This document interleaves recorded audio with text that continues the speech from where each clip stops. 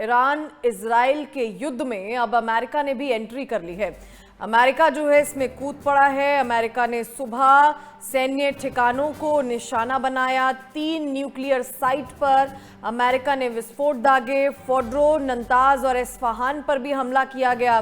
बम का पूरा पेलोड गिराया गया और उसके बाद अमेरिका ने संबोधन भी किया है। अमेरिका ने कहा है कि अगर ईरान नहीं रुका तो हमले इसी तरह से करने होंगे। ये अमेरिका की तरफ से बड़ा बयान सामने आया है।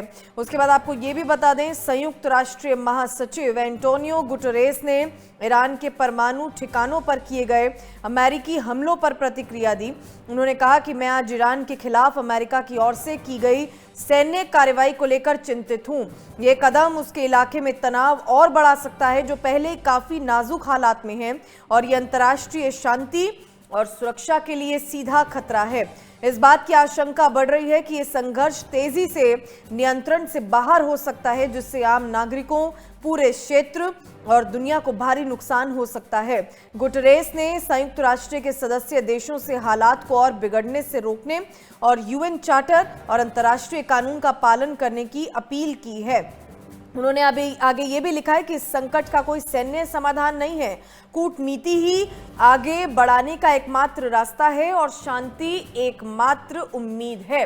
ये एंटोनियो गुटेरेस, संयुक्त राष्ट्र महासचिव, उनकी तरफ से प्रतिक्रिया सामने आई है और उन्होंने ये बयान दिया है अमेरिकी हमले पर। यूएन महासचिव का बयान। गुटेरेस ने कहा है कि अमेरिका हमला अंतर्राष्ट्रीय शांति के लिए खतरा है। उन्होंने कहा कि इस बात की आशंका बढ़ रही है कि ये संघर्ष तेजी से नियंत्रण से बाहर हो सकता है, जिससे आम नागरिकों, पूरे क्षेत्र और दुनिया को भारी नुकसान हो सकता है। साथ ही उन्होंने समाधान को लेकर भी लिखा। उन्होंने कहा कि संकट का कोई सैन्य समाधान नहीं है, कूटनीति ही आगे बढ़ने का एकमात्र रास्ता है, शांति एकमात्र उम्मीद है।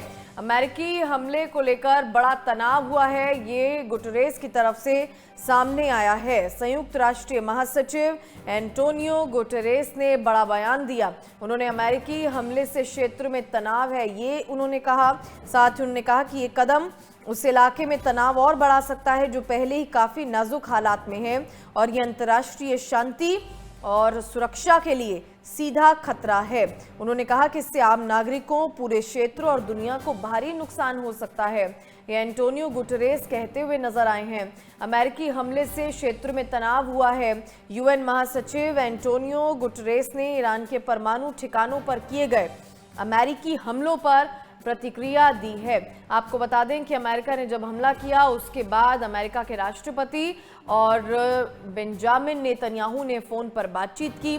उसके बाद बेंजामिन नेतन्याहू का भी बयान सामने आया। उन्होंने कहा कि मिडिल ईस्ट में अब शांति है, समृद्धि आएगी, ये नेतन्याहू कहते हुए नजर आए। उसके बाद अमेरिका के राष्ट्रपति डोनाल्ड ट्रंप ने अपना संबोधन दिया और अपने संबोधन में भी अमेरिका के राष्ट्रपति ने कहा है कि ईरान में परमाणु ठिकानों पर हमले सफल रहे हैं और उन्होंने कहा कि अमेरिका सेना ने बड़ा हमला किया है।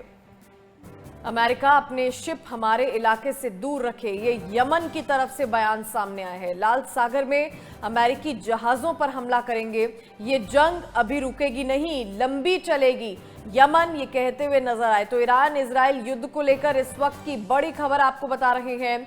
ईरान पर अमेरिकी हमले के बाद यमन ने भी धमकी दी है अमेरिका को। यमन की तरफ से अमेरिका को बड़ी धमकी दी गई है। अमेरिका अपने शिप हमारे इलाके से दूर रखे, लाल सागर में अमेरिकी जहाजों पर हमला करेंगे, ये यमन की तरफ से बयान सामने आया है। ये जंग अभी रुकेगी नहीं, ये लंबी चलेगी।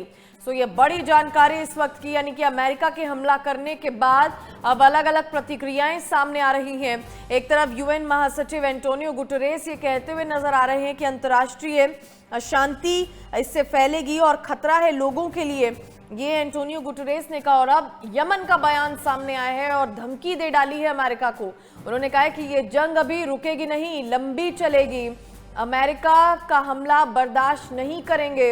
ईरान पर अमेरिकी हमले के बाद यमन की तरफ से ये धमकी दी गई है और यमन की अमेरिका को बड़ी धमकी, जिसमें उन्होंने कहा कि अमेरिका अपने शिप हमारे इलाके से दूर रखे, लाल सागर में अमेरिकी जहाजों पर हमला करेंगे, ये यमन की तरफ से बयान अब सामने आया है। यानी कि अमेरिका की एंट्री के बाद अलग अलग प्रतिक्रियाएं जो हैं सामने आ रही हैं। यमन की तरफ से भी ये धमकी भरा ट्वीट जो है वो सामने आया है।